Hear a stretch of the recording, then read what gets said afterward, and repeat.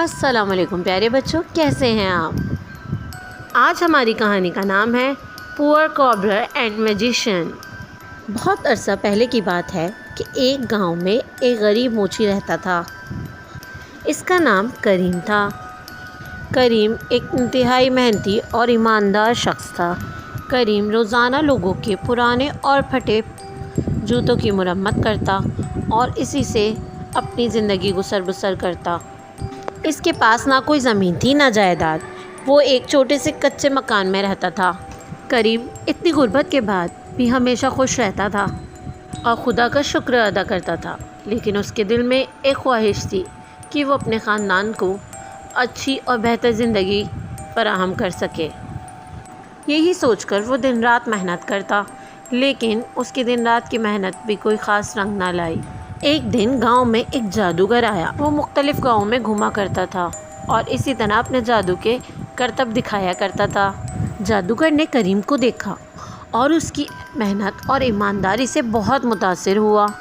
جادوگر نے کریم سے کہا، میں تمہاری محنت سے بہت متاثر ہوا ہوں، میں تمہاری مدد کرنا چاہتا ہوں۔ کریم نے حیران ہو کر کہا کہ تم میری مدد کیسے کرو گے؟ جادوگر نے کریم سے کہا، تم اپنی کوئی بھی 3 خواہشات مجھے بتاؤ، میں اسے پوری کروں گا۔ کریم نے پہلی خواہش بتائی کہ اس کو بہت اچھی اور خوبصورت بڑی سی دکان چاہیے اپنے جوتوں کی مرمت کے لیے۔ تو جادوگر نے جیسے ہی اپنی چھڑی گھمائی، اس کی دکان ایک عالیشان دکان میں بدل گئی۔ کریم بہت خوش ہوا۔ پھر جادوگر نے پوچھا، اب تم اپنی دوسری خواہش بتاؤ۔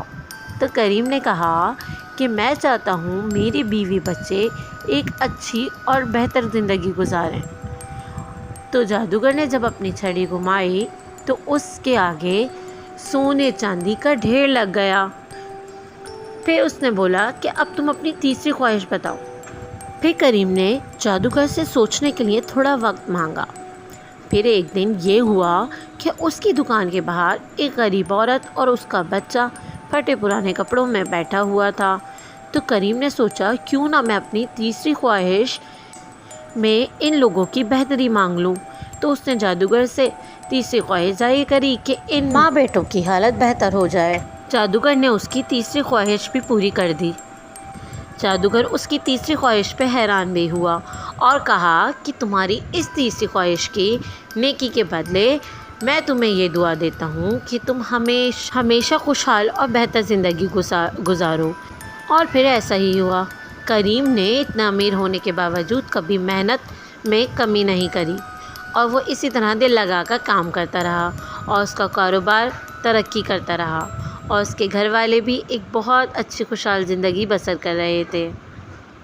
وہ ہمیشہ بہترین جوتے مرمت کرتا اور لوگوں سے مناسب قیمت لیتا۔ تو بچوں، ہمیں اس کہانی سے یہ سبق ملتا ہے کہ آپ کی گئی محنت اور ایمانداری ہمیشہ آپ کے کام آتی ہے اور اس کا پھل ضرور ملتا ہے، وہ کبھی بھی رائے گا نہیں جاتی۔ اگر آپ کو کہانی پسند آئی ہے تو لائک، سبسکرائب اور شیئر کرنا مت بھولیے گا، اور ہمیں کمنٹ میں ضرور بتائیے گا کہ آپ کو کیسی لگی کہانی۔ اللہ حافظ۔